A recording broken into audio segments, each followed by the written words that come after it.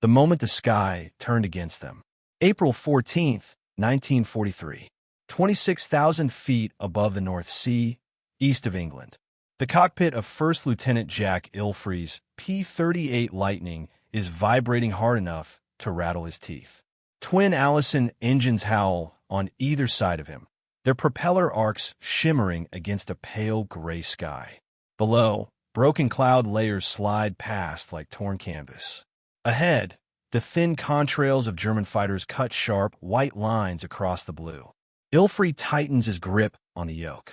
Sweat pools inside his gloves despite the cold that seeps through the canopy glass. He has been here before. Every P-38 pilot has. High altitude. Enemy sighted. The moment when the fight turns vertical. A flash off the nose. A Messerschmitt Bf 109 drops out of the sun, nose down, accelerating fast. The German pilot knows the drill. Lure the American into a dive. Let physics do the killing.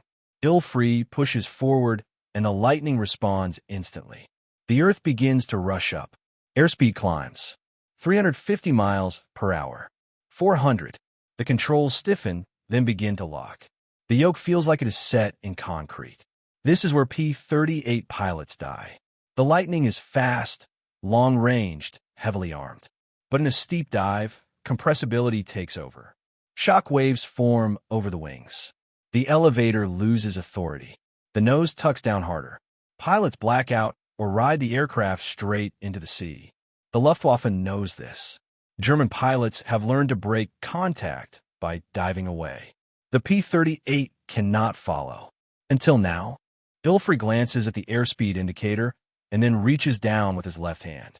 He flips a small switch on the panel. A simple motion. Almost nothing. Under the wings, two narrow metal panels snap down into the airstream. The dive changes immediately. The nose steadies. The control pressure eases. The Lightning stops accelerating out of control. Ilfrey pulls back and the aircraft responds. Smooth. Predictable. Alive. The Messerschmitt pilot looks back and sees something that should not be there. The P-38 is still with him. Cannon fire flashes.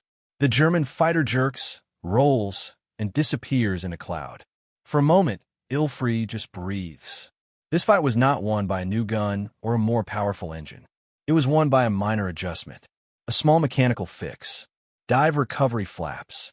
Weeks earlier, this would have been impossible. The P-38 had entered the European war with a reputation that frightened enemy pilots.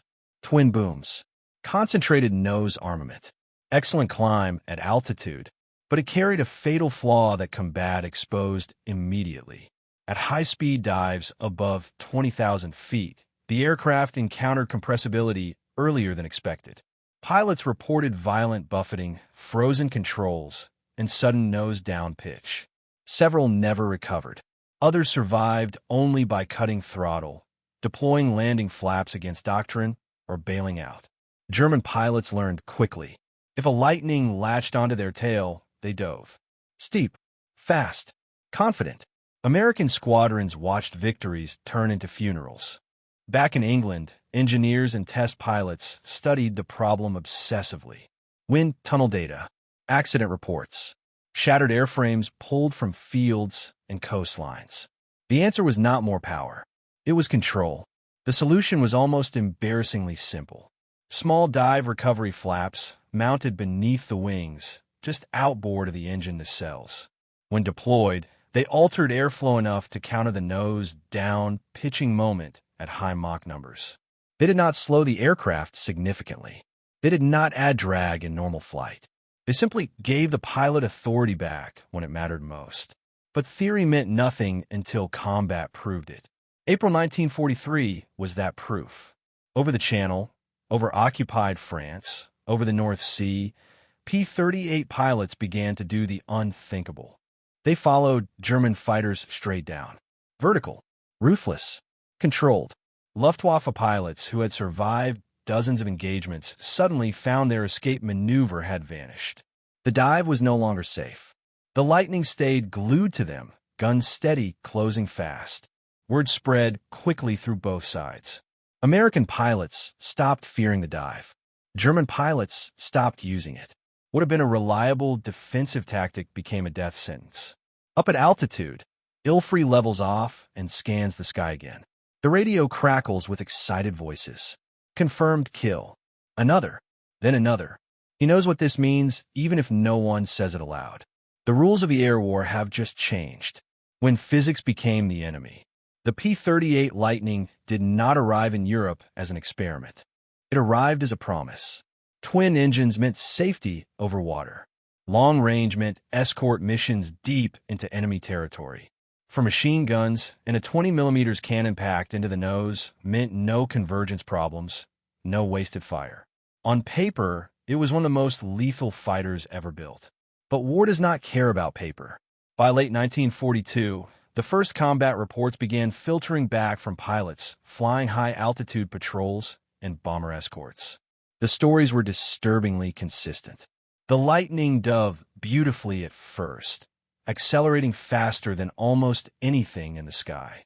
Then, without warning, the aircraft turned hostile. Pilots described the same sensation. A low vibration through the airframe. Controls growing heavy. Then dead. The nose pitching down harder no matter what they did. Elevator input vanished. Trim useless. The aircraft locked into a dive that no amount of strength could pull out of. This was compressibility. At high speed and altitude, airflow over parts of the wing reached transonic velocities even though the aircraft itself was still below the speed of sound. Shock waves formed. Lift distribution changed abruptly. The center of pressure moved. The P-38's design made it particularly vulnerable to a powerful nose-down pitching moment once this threshold was crossed. German aircraft experienced compressibility as well, but their lighter airframes and different wing profiles delayed the worst effects. More importantly, German pilots were trained to exploit it. They watched P-38s disintegrate trying to follow them down. In February 1943, a Lightning pilot named Captain Mark Shipman chased a Focke-Wulf 190 into a steep dive over France. At approximately 28,000 feet, his aircraft accelerated past 400 miles per hour indicated. The nose dropped. Controls froze. Shipman fought the yoke until his arms burned. The aircraft did not respond. He survived by pulling the mixture controls to idle, cutting engine power completely. Only then did the aircraft slow enough for the shock waves to break. He recovered less than 2,000 feet above the ground. Others were not so lucky. Entire squadrons began to modify their tactics to avoid dives altogether. P-38 pilots stayed level. They broke off pursuits early. They lost kills and sometimes lives because they were fighting their own aircraft as much as the enemy. The psychological toll was heavy. Every engagement carried a silent calculation. How far can I push it before the Lightning turns against me? German pilots sensed this hesitation immediately. They used it. Veteran Luftwaffe aces like Egon Mayer and Hans Philipp drilled their pilots relentlessly. If attacked by a P-38 dive, do not turn, do not climb, point the nose down and trust gravity. The American will break off. And for months, they were right. Back in the United States, Lockheed engineers were under pressure. The aircraft could not be redesigned from scratch. The war would not wait. The fix had to be fast, simple, and field installable. Test pilot Ralph Verdun had already been killed exploring the upper limits of compressibility in a P-38 during high-speed testing in 1941. His death haunted the program. Engineers knew the problem was real. Now combat was demanding an answer. The breakthrough came from a combination of wind tunnel testing and flight experiments. Engineers discovered that by slightly altering airflow under the wing during high-speed dives, the dangerous pitch-down tendency could be countered. The solution was not dramatic. 2 small flaps, narrow, rectangular, hinged beneath the wings. When deployed, they increased pressure under the wing just enough to stabilize the aircraft and restore elevator effectiveness. They did not prevent compressibility entirely. They gave pilots a fighting chance inside it. The first operational installations were rushed to combat units in early 1943. Maintenance crews bolted them on in freezing hangars across England. Pilots received minimal training, a briefing, a switch location, a warning not to deploy them except in steep dives. Some pilots were skeptical. Others were desperate. The first time a Lightning followed a German fighter straight down and lived to tell about it, the rumors began. Within days, squadron-ready rooms buzzed with stories. Pilots who had once broken off now stayed in. Dives that had meant death now ended in firing solutions. German pilots noticed the change immediately, though they did not understand it. Their trusted escape maneuver no longer worked. The American twin-boom fighter stayed with them, matching speed, holding control, gun steady. The sky was no longer predictable. What had once been an advantage rooted in physics had been quietly erased by a minor adjustment of metal and air. And as spring turned into summer, the Luftwaffe began to lose something far more valuable than aircraft. They lost confidence. The day the dive stopped working. May 5, 1943. Over the Bay of Biscay, 50 miles west of occupied France. Major Thomas Maguire watches the bomber formation below him hold steady course, silver shapes glinting through thin cloud. His P-38 sits at 30,000 feet, engines humming evenly, oxygen mask pressed tight against his face. The sky is clear in the way only the Atlantic can be clear, deceptive and empty until it suddenly is not. Contacts appear at 11 o'clock high. Dark specks drop toward the formation with disciplined precision. Focke-Wulf 190s. Veteran pilots. This is their hunting ground. Maguire rolls his Lightning and pushes forward, angling to intercept before they can make their firing pass. The enemy leader sees him immediately and reacts without hesitation. Nose down, full dive. The maneuver is textbook. For months, this would have ended the fight. Maguire follows. The airspeed needle races. The sound of the wind deepens, pressing against the canopy like a physical force. His training screams at him to break off, to level out, to live. Instead, he reaches for the switch. The dive recovery flaps deploy with a muted thump. The aircraft steadies. The nose does not run away. The Lightning feels heavy but obedient, like a powerful animal finally under rein. The German pilot glances back and his confidence evaporates. The P-38 is still there. Both aircraft plunge through 20,000 feet, then 18. Tracers flick past Maguire's canopy as the German fires blindly, more in disbelief than aim. Maguire waits. He knows he has control. He squeezes the trigger. The nose-mounted guns speak as one. No convergencia. No guessing. The Focke-Wulf shudders, rolls inverted, and breaks apart in a smear of smoke and fragments. Maguire pulls out smoothly and climbs back toward the bombers. For the Luftwaffe, moments like this accumulate into something terrifying. German pilots had built their tactics around reliability. Dive equals escape. Speed equals life. Now that certainty is gone. Every engagement carries a question that did not exist before. Will the American follow me this time? Intelligence officers begin collecting reports. Pilots return shaken, insisting the P-38 has changed, that it can now dive safely, that it holds control where it should not. Some commanders dismiss the claims as nerves. Others recognize the pattern immediately. A trusted rule of air combat has been broken. By mid-1943, Luftwaffe training units quietly adjust their doctrine. Younger pilots are warned not to rely on vertical escape against the twin-boom fighter. Turning fights are discouraged. Head-on attacks increase. Losses climb anyway. The adjustment forces German pilots into choices they do not want to make. Turning exposes them to the P-38's concentrated nose fire. Head-on passes carry enormous risk. Climbing bleeds energy. Every alternative is worse than the old dive. For American pilots, the psychological shift is just as dramatic but in the opposite direction.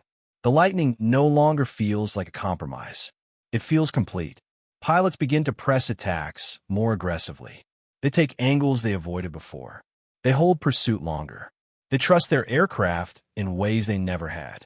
This confidence feeds success. Success feeds confidence. Squadron kill boards begin to change. P-38 units that once struggled now post steady victories. Escort losses drop. Bombers reach targets deeper into enemy territory with fighters still on their wings. All of it traces back to a fix, so small most people never notice in photographs. Two narrow flaps. A switch. A choice made in a fraction of a second. The Luftwaffe is not losing because the Americans built a better weapon overnight. They are losing because their opponent removed a single assumption from the fight. In the air, assumptions keep pilots alive. When they vanish, so do the men who relied on them. The quiet shift in air superiority. June 1943, 15,000 feet above Western France. Captain Robert Petit can tell something is wrong before anyone says it over the radio. The bomber stream below him is intact. His fuel is good. The sky is clear. And yet the German fighters hesitate. They appear at range, probing. One climbs, another turns away. No immediate dive. No sudden vertical escape. The enemy is cautious now. That alone tells him everything. Petit leads his flight forward, easing the throttles up just enough to close distance. The P-38s move like a single organism, twin booms steady, propellers biting clean air. Below, flak bursts bloom in lazy black puffs, while short of the altitude where the real fight is about to happen. A pair of Messerschmitts finally commits. They slash across the bomber formation and pull up hard, trying to force a turning engagement instead of a dive. It is a mistake born of uncertainty. Petit rolls inverted and drops in behind the trailing aircraft. The German pilot looks back and tries to push the nose down out of habit. Then he remembers. He hesitates. The moment stretches just long enough. Petit fires. The Messerschmitt snaps into a spin and vanishes in a cloud. The second German fighter disengages immediately, climbing away at full power, unwilling to test what he thinks he already knows. Back at base, the debriefing is calm, almost routine. That is what frightens the intelligence officers reading the reports later. The Luftwaffe is no longer dictating the terms of engagement. For the first half of the war, German fighter doctrine emphasized control. Choose when to fight. Choose when to leave. Vertical maneuvers and energy advantage were the foundations of survival. The P-38's early weakness had fit neatly into that framework. Now it is not. The dive recovery flaps do more than fix a mechanical problem. They erase a psychological boundary. German pilots cannot be sure anymore that the American will break off. That uncertainty forces them to stay engaged longer than planned or disengage earlier than desired. Both options cost lives. American bomber commanders notice the difference almost immediately. Enemy intercepts become less coordinated. Attacks lose precision. Fighters peel away sooner, leaving bombers unmolested during critical phases of the mission. Escort pilots begin to range farther from the formations, hunting rather than reacting. The P-38's long range finally becomes what it was always meant to be, a weapon of pressure, not just protection. Loss ratios shift quietly but steadily. This is not a dramatic collapse. There are no single days of annihilation. Instead, it is a grinding erosion of advantage. German veterans are lost and cannot be replaced. New pilots arrive with fewer hours, less confidence, and instructors who no longer trust the old rules. Every time a young Luftwaffe pilot considers diving away from a P-38, he remembers the stories. The ones whispered in mess halls and flight lines. The ones that end with burning wreckage and unanswered radio calls. So he chooses something else, and that choice usually kills him. The Allied air war does not change because of overwhelming numbers alone. It changes because the enemy is forced into bad decisions. Again and again, mission after mission, all because a small piece of metal gave pilots back control at the worst possible moment. By late summer, the Lightning is no longer viewed as dangerous only at a distance. It is feared up close, in the vertical, where German pilots once felt safest. The sky has become hostile in a way they did not expect. And they know, even if they cannot explain how, that something small has tipped the balance. The adjustment that changed the war above Europe. August 17, 1943. Schweinfurt, Germany. 30,000 feet. The sky above the bomber stream is thick with contrails, vapor scars crisscrossing like chalk lines on slate. Dozens of B-17s grind forward in tight formation, engines straining, bomb bay doors locked shut for now. This is deep penetration, the kind of mission that once guaranteed heavy losses. Above and ahead, P-38 Lightnings spread wide, deliberately visible. Second Lieutenant Charles Tanner scans the horizon, eyes aching from hours behind a mask. He knows the Luftwaffe will come. They always do here. The only question is how. Contacts bloom on the edge of vision. Messerschmitts and Focke-Wulfs climbing hard, trying to build altitude before the merge. No immediate dives. No sudden vertical breaks. They circle, probe, hesitate. That hesitation is new. When the fighters finally commit, the fight is confused and brutal. Head-on passes. Sharp turns. Short, desperate dives that level off quickly. German pilots refuse to trust the one move that once saved them. Tanner latches onto a Bf-109 that tries anyway. The German pilot pushes over, nose dropping steeply. The earth rushes up through broken cloud. Tanner follows without hesitation. His hand moves to the switch automatically.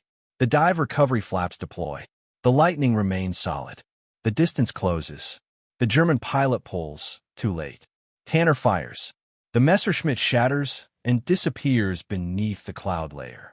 When the bombers turn for home hours later, too many empty positions remain. German interceptors failed to break the formation. Escort losses are lighter than expected. Schweinfurt burns. In the months that follow, the P-38's role evolves again. It is joined by P-47s and P-51s, each bringing their own advantages. But the Lightning's contribution is already sealed into the Air War's foundation. It proves something essential. Air superiority is not always decided by bigger engines or heavier guns. Sometimes it turns on whether a pilot trusts his aircraft at the exact second fear would otherwise take over. The dive recovery flaps never make headlines. They do not appear in recruiting posters. They are not named after heroes. But they forced enemy pilots to abandon a proven tactic. They erased a safe exit from combat. They turned confidence into doubt. And in the air, doubt is fatal. By the end of 1943, Luftwaffe losses are accelerating beyond recovery. Training hours drop. Fuel shortages grow. Veteran pilots vanish faster than they can be replaced.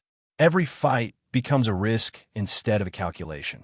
Allied pilots, meanwhile, press harder, stay longer, follow deeper, because they know that when the fight goes vertical, when the sky tries to take control away, a small adjustment will give it back. The P-38 Lightning did not become untouchable because it was perfect. It became untouchable because someone noticed a flaw, understood it, and fixed it just enough to change how the enemy thought. In war, that is often enough.